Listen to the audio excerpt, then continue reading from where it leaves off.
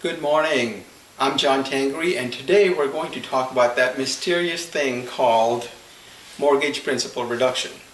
It falls under the Making Home Affordable government program to help underwater homeowners. Most homeowners would love to get a principal reduction, but based on my research and my conversations with bank executives, good foreclosure attorneys, and other short sale professionals, less than 3% of homeowners actually get a principal reduction. That's less than 300 people out of 10,000 homeowners. Why is that? Well, I'm going to share my knowledge with you based on my 15 years of experience as a financial planner, as well as the last 6 years as a national short sale pro with hundreds of successful short sales all over the country.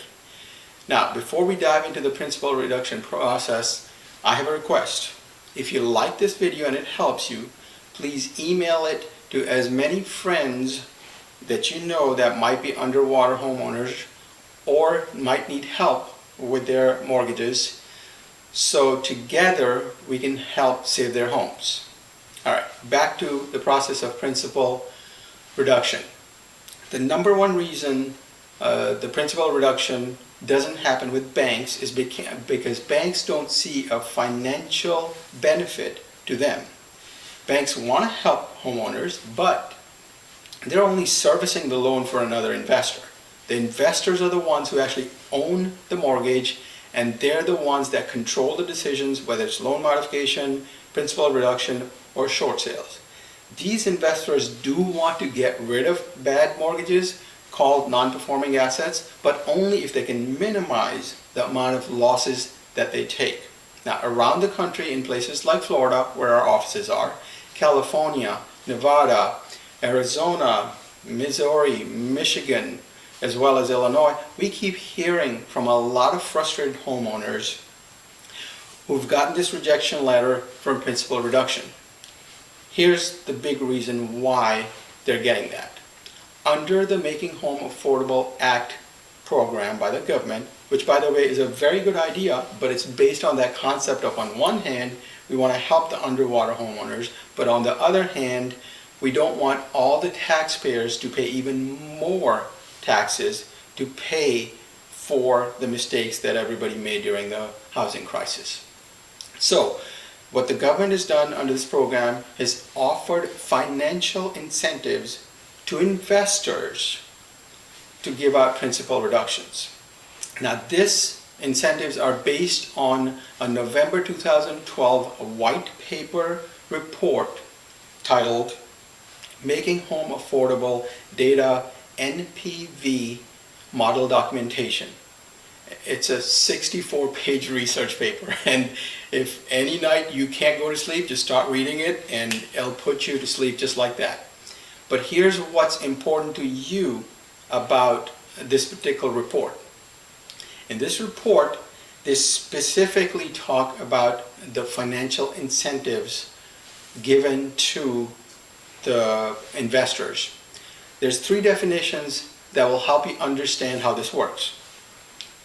The first one is pretty easy. It's called property valuation. Another fancy way of saying how much is your house worth today, really worth today. Pretty easy, right? Okay. Next one is called unpaid principal balance. In other words, how much do you owe? Easy so far? Okay. All right. The last one is called mark to market loan to value ratio. I'll repeat that again. Mark to market loan to value ratio. I know it's a mouthful, but the shorter version of it's called MTM LTV ratio. For those of you writing this down, it's called MTM LTV ratio. Mike, Tango, Mike, Lima, Tango, Victor ratio. Okay, why is that important to you?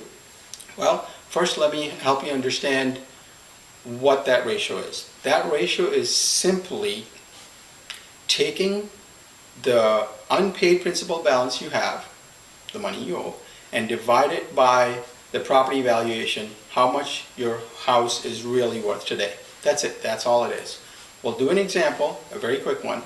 Let's say a few years ago you decided to buy a house, zero down, for $200,000.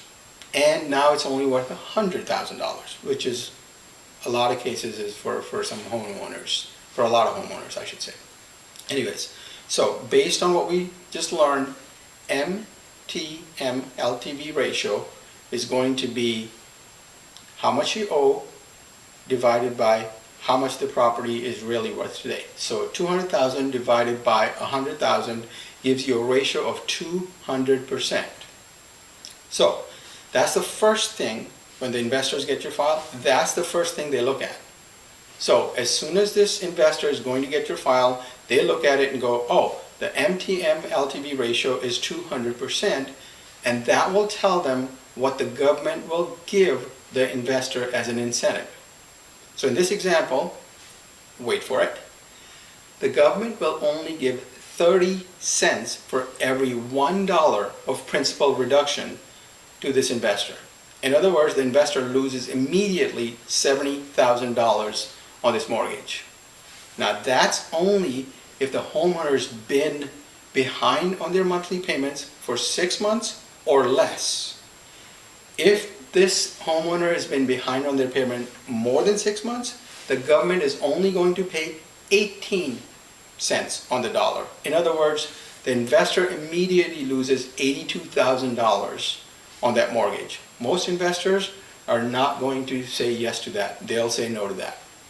Now, you're going to see a chart come up that shows you what if the MTM LTV ratio is between 115 and 140%, or between 105% to 115%, and what incentives will the mortgage investor get from the government for reducing that principal amount. In other words, the more underwater you are as a homeowner, the less likely you're going to get a principal reduction. The chances get lower and lower and lower the higher this MTM LTV ratio is.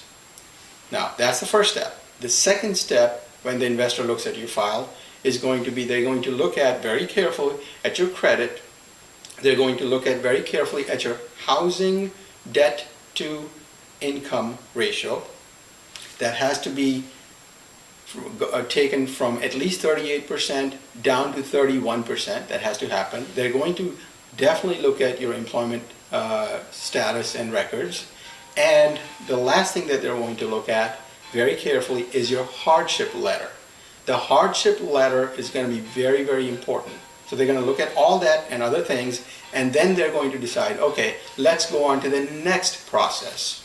The next step in this process is very simple. What they do is they look at all these numbers, look at all your situation, look at your situation, and then decide what is the probability of you as a homeowner defaulting again on that mortgage after the principal reduction. So they're going to have low, they're going to have medium, and they're going to have high probabilities, and they're going to do that calculation. If you happen to fall in that medium to high probability of a redefault on the mortgage, they're never going to do their principal reduction. So hopefully I've helped you understand how this mortgage principal reduction process works, and now you know why a lot of homeowners that are underwater, it's a challenge for them to get that. But I think it's a good option for some people, and I think if you want to pursue it, I'm going to give you 5 suggestions that are going to help you better your chances at a principal reduction. Number 1, make sure when you apply for this principal reduction process that you are no more than 3 months behind on your mortgage payments. No more than 3 months. You want to start it right away if you think you're falling behind, but no more than 3 months, because if you fall past the 6-month mark, there's no way you're going to have a good chance or any chance at getting a principal reduction.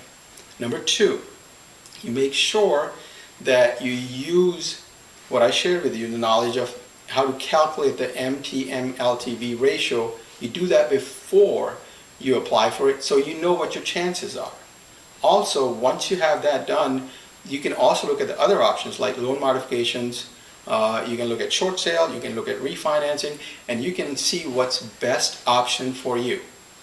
Now this, if you do this, this alone will help you save a lot of time, a lot of heartaches, and a lot of headaches.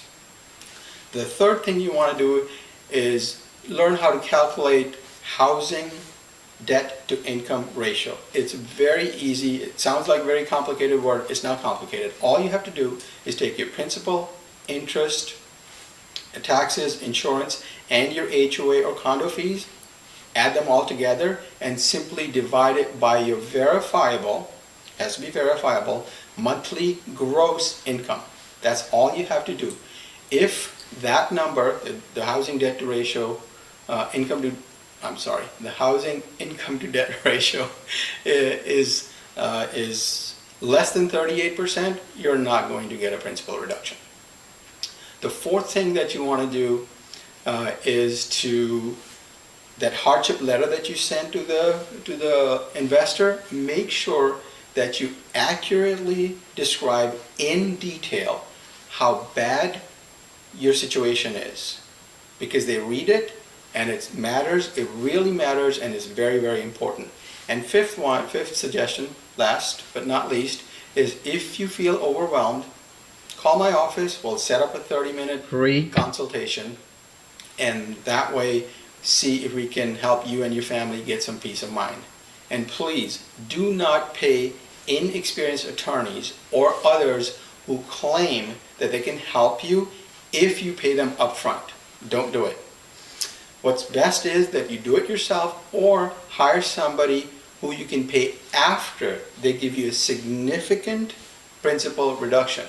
The short sales we do for our clients, they don't pay a dime for doing the short sales, the homeowners. Never, ever, ever. So, hope I've helped, and I'm going to ask you for that request we talked about at the earlier part of the video, that if you find this helpful, which I hope you have, that you email this link to as many people that you know, homeowners underwater, or homeowners about to be underwater, or homeowners behind on their payments, anything like that. So together we can help save their homes. And thank you, good luck, and I hope you have an enjoyable day, and I really appreciate you spending some time with me today.